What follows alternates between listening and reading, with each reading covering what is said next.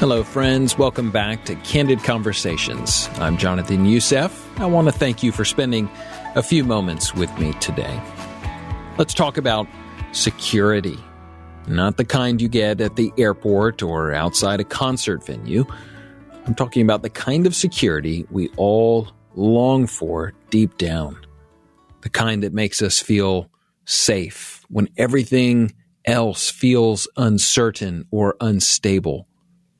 Let me start with a name some of you might recognize, Elizabeth Taylor. She was born in London in the 1930s, became a childhood star in the 40s, and a Hollywood icon in the 50s. By the time her story wrapped up, she had been married 8 times. One of those times, she remarried the same person, which I suppose happens when you lose count. Her net worth was between $600 million and $1 billion when she died. You'd think with all those marriages, there wouldn't be much left. But here's the thing. She had set up a trust to protect her assets. Why? Most likely because she knew those relationships wouldn't last. It was a legal way of saying, these are mine and you can't have them. It's not exactly a romantic gesture, but can we blame her? She wanted security.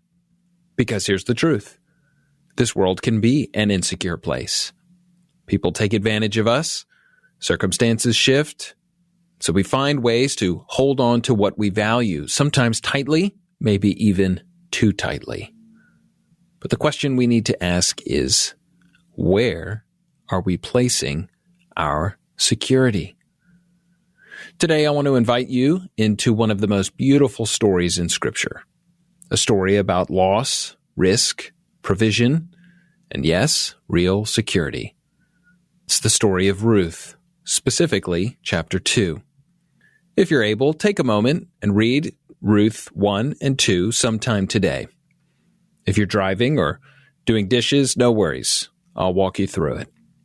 So here's where we are.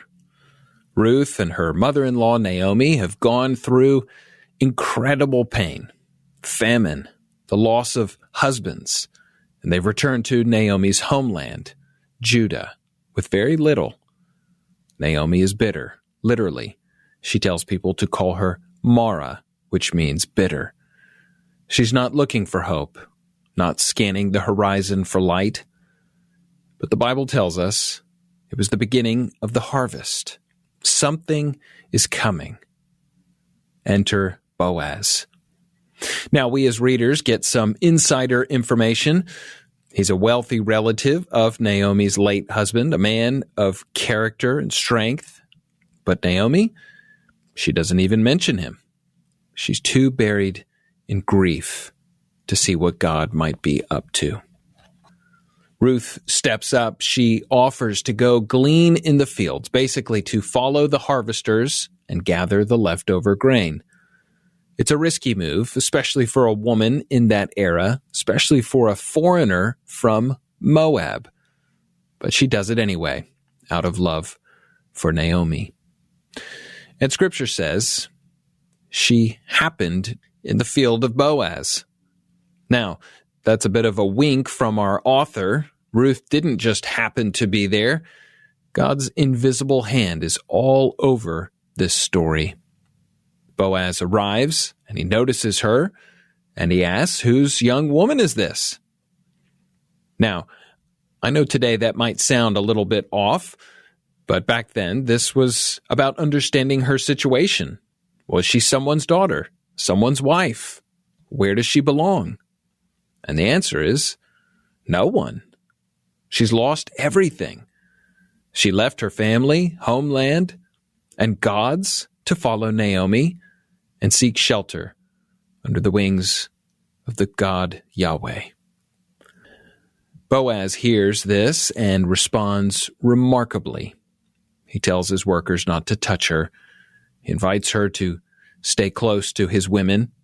He gives her protection, provision, and dignity.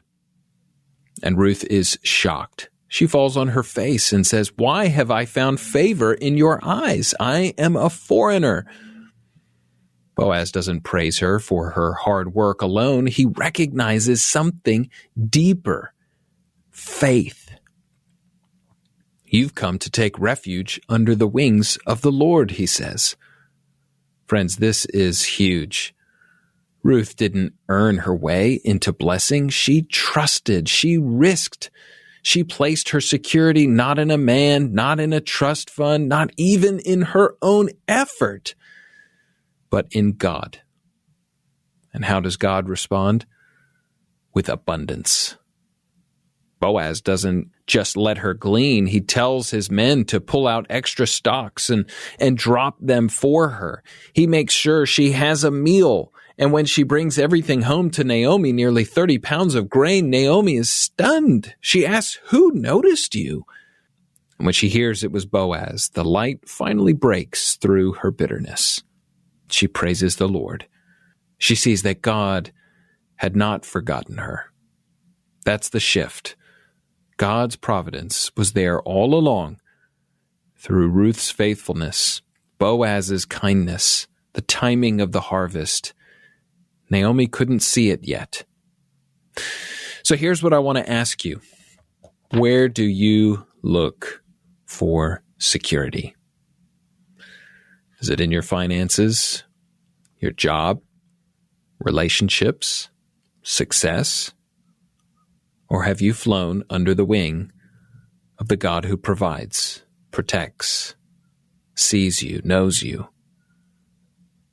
Ruth teaches us that true security comes not from what we can build for ourselves, but in taking refuge under God's wing.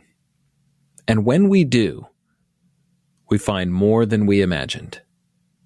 We find comfort, provision, abundance, identity. And here's the most beautiful part. Ruth's story doesn't end in the fields. Boaz redeems her.